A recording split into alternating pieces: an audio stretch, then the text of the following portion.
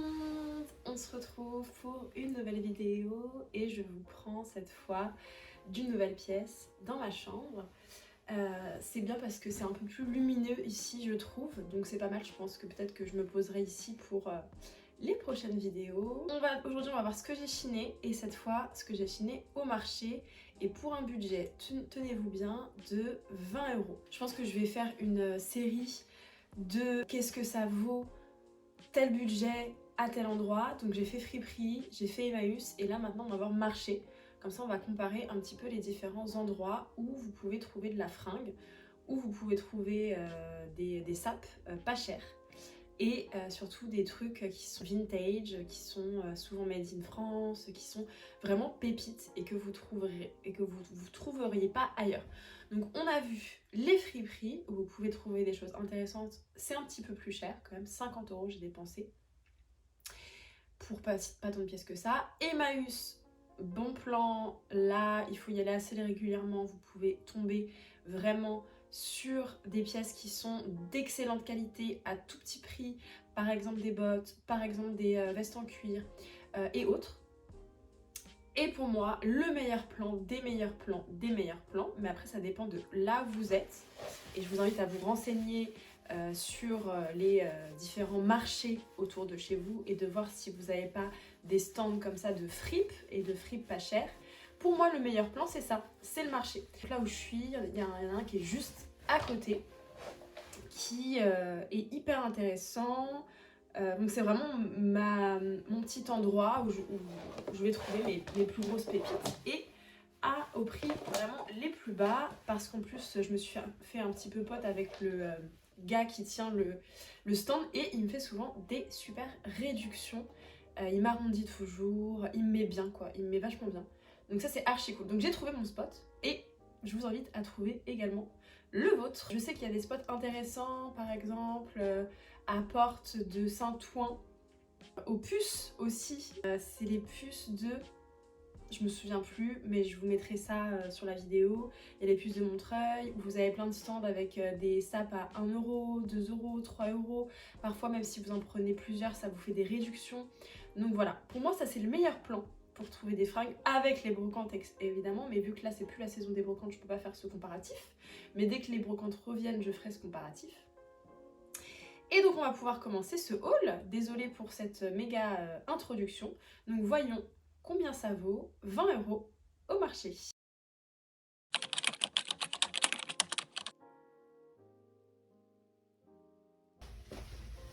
Je prends mon petit café avant de vous montrer les pièces. Et je tiens d'ailleurs à m'excuser pour ma tenue, mais il fait vraiment très très froid, donc on a sorti les grands moyens pour pallier ce froid. Hop, je mets ça un petit peu plus droit. Voilà, nickel.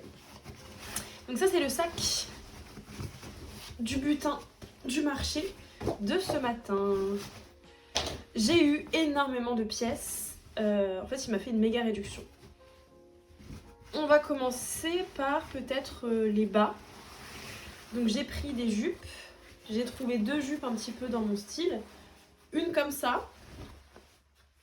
Donc c'est une jupe parachute noire, entre midi et maxi, à rayures, qui vont un petit peu dans tous les sens. Donc il y en a qui sont comme ça verticales, d'autres qui sont horizontales et même obliques. Elle est asymétrique, et voilà, c'est vraiment dans le style que je porte, et que je peux mettre sur mon Vinted également.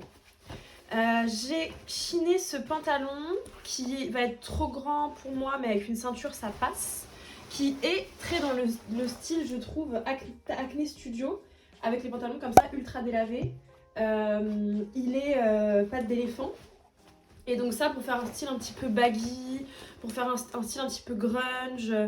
En ce moment il y a une tendance que j'ai entendue, je sais plus comment ça s'appelle, c'est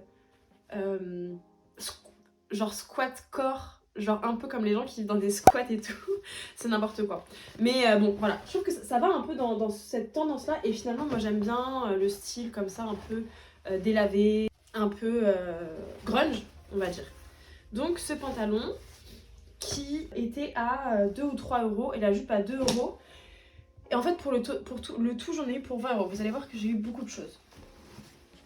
On continue avec cette jupette qui est cette fois une jupe midi et que j'ai trouvé super sympa. En fait, ce que j'aime, ce sont les...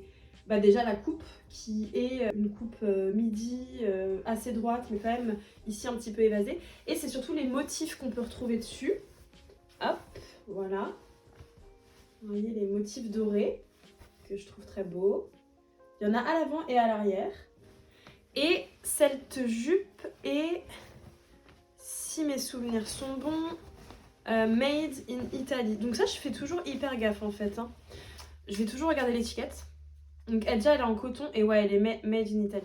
Je vais essayer de vraiment toujours prendre des pièces vintage, donc qui vont être made in France, made in Italy, ce type de pièces. Parfois, je prends des marques qui ne sont pas vintage. Par exemple, j'avais pris un jean monkey en friperie. Mais quand même, la plupart du temps, je vais faire gaffe aux étiquettes et je vais éviter d'acheter du H&M, du Zara. Ça peut m'arriver. Mais je vais vraiment privilégier du vrai vintage parce que c'est vraiment pour moi une passion. La passion des belles pièces et la passion des belles matières. Donc lui, par exemple, le jean, c'est un taille 42 coton, mais il n'y a pas plus d'infos sur sa provenance. Et la jupe noire, c'est une 1, 2, 3 qui est... Alors ça, c'est marrant, il y a une étiquette de... il y a une étiquette de... truc de lessive Ariel. Est-ce que c'était un truc qui se faisait avant? 1, 2, 3 recommande Ariel. Ah ouais, c'est comme une espèce de collaboration entre 1, 2, 3 et Ariel. J'avais jamais vu ça. Sympa. Donc la jupe est un petit peu en coton, polyester et polyamide. Et il n'y a pas indiqué où est-ce que c'est fait. Mais 1, 2, 3, moi j'ai travaillé chez 1, 2, 3 quand j'étais plus jeune. Et ils produisent plus maintenant en France. Mais avant, c'était made in France, 1, 2, 3. Donc tous les trucs vintage 1, 2, 3 que vous pouvez trouver, c'est made in France. Ensuite... Ah bah tiens, ça c'est un bon exemple de... C'est pas une pièce vintage mais je l'ai quand même pris. C'est un pantalon tailleur Massimo Dutti. Donc c'est plutôt une marque, on va dire, moyen de gamme. En laine. Voici comment il est. Donc il est à fine rayure et... Donc très simple, hein, jambes légèrement évasées. Mais vraiment, ce qui fait la différence de ce petit pantalon, c'est qu'il est 100% laine. Ouais, donc c'est une laine super fine. À l'intérieur, il est en viscose.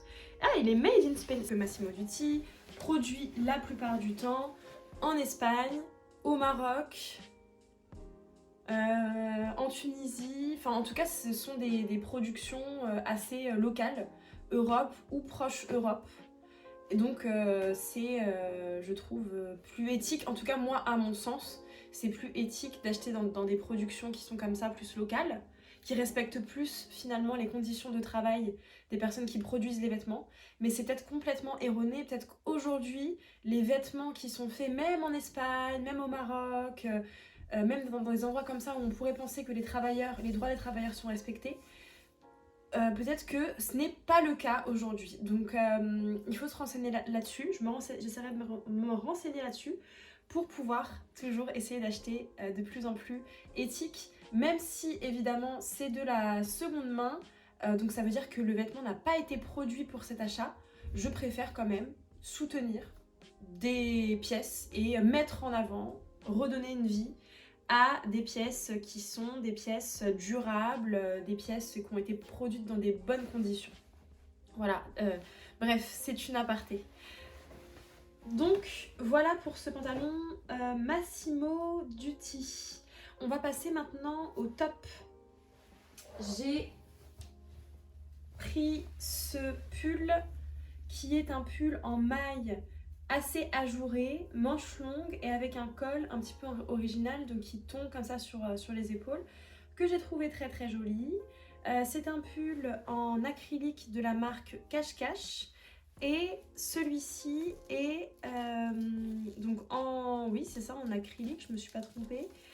Et il est made in Italy. Donc voilà, on en revient un petit peu au même que tout à l'heure. Je suis plutôt contente quand les pièces sont fabriquées dans des pays plutôt proches et où on sait que les procédés de fabrication, les matières utilisées sont plutôt de bonne qualité. Après, on ne sait pas aujourd'hui exactement comment les choses sont produites. Et donc, c'est un pull de la marque Cache Cache. Cache Cache, une marque que j'apprécie particulièrement, qui a fait faillite, il me semble, aujourd'hui, mais qui a des pièces vintage très sympas, très intéressantes. Autre top, celui-ci, qui est dans un esprit plus dans le style ferry. Parce que là, vous avez des petits... le bas qui est plissé avec une surcouche en dessous satinée. Donc ça fait un effet comme ça bimatière. Et pareil sur les manches, qui sont des manches longues, vous avez un tissu plissé également, qui fait du coup le style très ferry qu'on voit beaucoup actuellement. Celui-ci est de la marque Morgan. Et à la vue de l'étiquette, on voit que c'est plutôt une pièce Morgan récente. Si vous voyez les étiquettes Morgan Vintage, elles ne ressemblent pas à ça. Et je regarde s'il y a une étiquette de composition. Non, elle a été coupée. Autre top, c'est un top tout simple rouge avec un mini col roulé, on va dire. Parce que c'est pas un gros col roulé, mais c'est quand même un col montant. Donc j'aime bien comme ça les mini cols roulés. C'est en coton et avec un petit peu de polyamide. Et ce que j'ai trouvé sympa, c'est que ici vous avez quelque chose qui est brodé, donc il y a écrit America. Donc c'est de la marque Sammy Sweater Line. Et donc ce pull, il faut savoir que le rouge est très tendance, c'est la couleur de cet hiver finalement. Donc c'est toujours sympa d'avoir des pièces rouges. Là, j'ai pris un top en mèche. Donc mèche, le mèche c'est toujours tendance, hein, on est toujours dans cette tendance là. Vous avez des rappels de rouge ici, donc clairement c'est rouge, mais en bas vous avez un rappel sur le bas et sur les manches. Donc ça c'est sympa. Vous avez également une petite bordure rouge ici au niveau du col. C'est de la marque Jacqueline Rioux, donc je l'ai trouvé aussi sympa. Et pour les tops, on termine avec ce top là qui est de la marque UFO. Donc on le voit ici sur le col et ici derrière. Donc j'avais entendu parler des pantalons UFO qui sont des pantalons parachutes énormes qui valent très très cher d'ailleurs. Et donc je me suis dit, est-ce que c'est la même chose? Je l'ai pris pour pouvoir voir. Et en tout cas, je le trouvais très sympa, même s'il n'est pas en excellent état, parce qu'il entre dans ce style un peu de sportwear. On va porter un maillot de sport avec en dessous une jupe et tout. Je trouve ça toujours sympa d'avoir des maillots comme ça, des pièces un peu fortes pour couper une tenue qui va être plus féminine. Là aussi, on est dans ce truc de mini col roulé, donc de col un petit peu montant, mais vous pouvez voir donc à l'arrière qu'il est pas en super état, mais je vais voir en le lavant si j'arrive à enlever les taches. C'est un peu comme un maillot de cyclisme ou d'un autre sport que je ne connaîtrais pas. Pour info, suite à cette vidéo, je me suis un peu renseignée et en fait, il s'agit d'un maillot de motocross. Donc UFO, c'est une marque qui fait des maillots pour le motocross. S'il y a des connaisseurs parmi vous, n'hésitez pas à m'aider. Et donc on arrive à la dernière pièce de ce haul qui est une pièce en cuir. La voici, donc c'est une veste courte en cuir avec un col haut encore. Et elle est dans un esprit, celle-ci, très Y2K, donc très années 2000, où on voyait beaucoup ce style de pièces avec des poches, avec ici vous voyez, ça c'est assez reconnaissable des années 2000-2010. Le petit truc en tissu extensible qu'on avait en bas de la veste qui permettait un petit peu de la resserrer. Et on retrouve la même matière là sur le col. Donc cette pièce là, je l'ai eue à 10 € et j'ai eu 9 autres pièces et que j'ai eu pour 10 € également. Donc 10 € la veste et 10 € les 9 autres pièces. Donc ça me fait à peu près 1 € par pièce. Et si je rajoute la veste en cuir, donc on est à 20 € pour 10 pièces. Donc je suis à peu près à 2 € par pièce. Donc vous voyez que c'est vraiment pas cher. On peut comme ça regarder un comparatif par rapport aux autres endroits où j'ai acheté des vêtements. Donc en friperie où j'avais 50 € pour oui, une dizaine de pièces également. Donc on peut dire que je suis plutôt à 5-6 € en friperie par pièce en moyenne. Chez Emmaüs, là j'avais calculé, c'était plutôt 3 €, 4 €, autour de 3-4 € par pièce en moyenne. Donc c'est un petit peu cher du coup qu'en friperie, un petit peu plus cher par contre qu'au marché, où on est là en tout cas dans cette sélection, à en moyenne 2 € par pièce. Et c'est vrai qu'à chaque fois, je m'en sors souvent pour ce prix-là, 2-3 € max par pièce. Donc c'est hyper avantageux cet endroit-là pour acheter des vêtements. Quand il fera un peu plus beau, j'irai en brocante pour faire aussi ce comparatif et pour voir combien ça vaut tel budget en brocante et pour voir combien on peut avoir de pièces par exemple pour 20 € en brocante, qui est un très bon moyen aussi de trouver des pièces pas chères. J'espère que ce haul vous aura plu, je vous remercie d'avoir regardé cette vidéo et je vous dis à très bientôt avec une nouvelle vidéo et en attendant, je vous fais des énormes bisous.